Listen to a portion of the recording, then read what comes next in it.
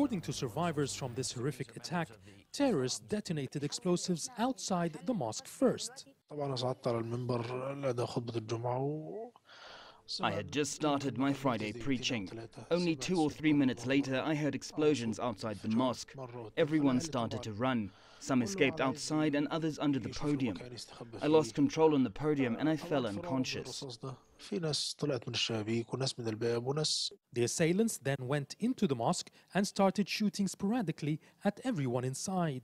Around 10 or 20 armed people came into the mosque and started shooting at us. They wore masks and I was hit in my back and I went on the ground. They thought I was dead. I saw a large number of dead people on the floor around me. This attack marks a shift in the operations by militants, targeting Muslim worshippers in the mosque rather than police forces and Copts who were targeted before.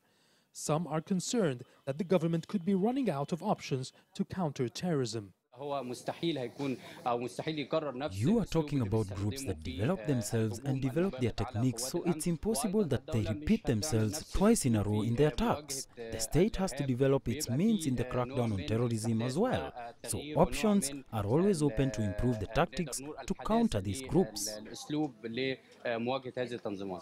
The Interpol is currently hosting a meeting in the Red Sea city of Hurghada to address cross-border terrorism. Experts say it comes at the perfect time. We are suffering lately from terrorist infiltration, especially from our western border. So to have the conference discuss how to counter cross-border terrorism is important.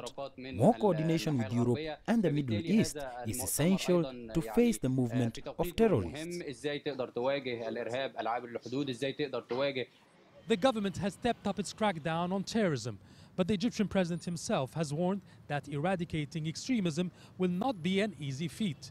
It will take a long time, and it might expect more losses before victory is achieved. Yasser Hakim for CGTN, Cairo. And Yasser Hakim joins us now live from Cairo for more on this. Yasser, the Egyptian president is talking tough on the need to secure the Sinai region. What should we expect after his latest directive?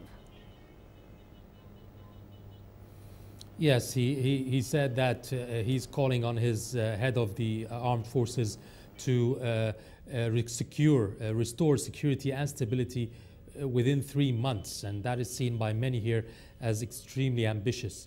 The area in Sinai obviously has been under fire for 4 years now, and the crackdown by the army has been ongoing for years, and still it's not been easy to eradicate terrorism. And even the president himself, as I just said in the report, has continuously said that he's expecting it will take time. But what we think will happen now is just trying to increase the military presence in Sinai, in northern Sinai in particular. That's where the clashes are taking place. Increase intelligence services, increase air raids on the militants there, and also trying to give more time for gathering and monitoring, gathering information, especially that the tribes who are in northern Sinai have said that they will be working with the army and the police on this. The president had appointed a new head of the armed forces, Mohammed Farid Higazi, just 10 days ago, and we know that he has a different tactics than the previous head of the armed forces, Mahmoud Higazi. He's more on the ground kind of military man, who we even expect that he can have his headquarters in Al Arish. That's where the terrorists are going most of their operations. He will be sitting there in the midst of the war, and not in Cairo, for example, like his predecessor, who had been traveling to many countries taking other files.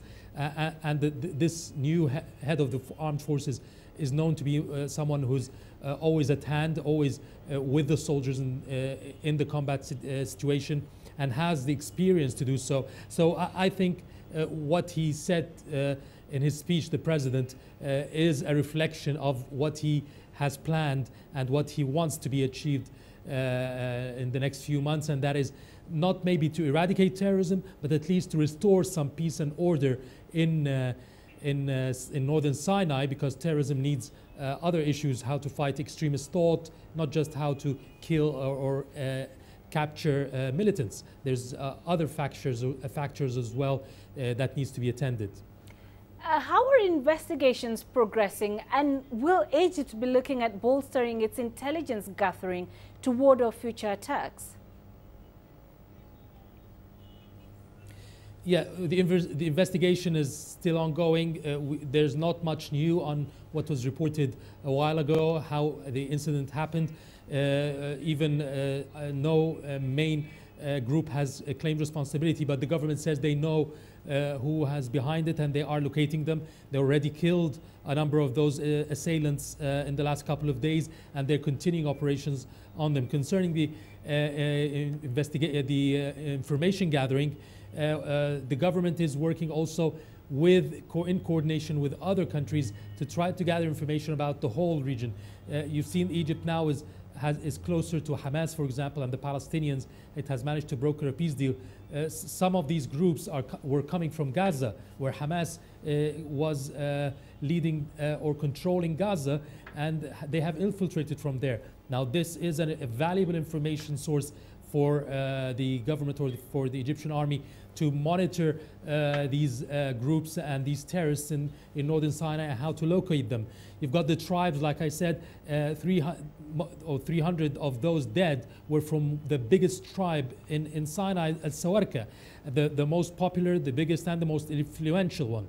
And all the tribes have put up a statement saying that they will help the army in all their powers to help the army end terrorism once and for all.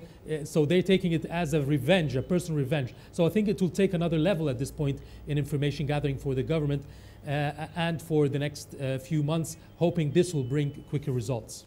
All right. Yasser Hakim, live for us in Cairo. Thank you, Yasser.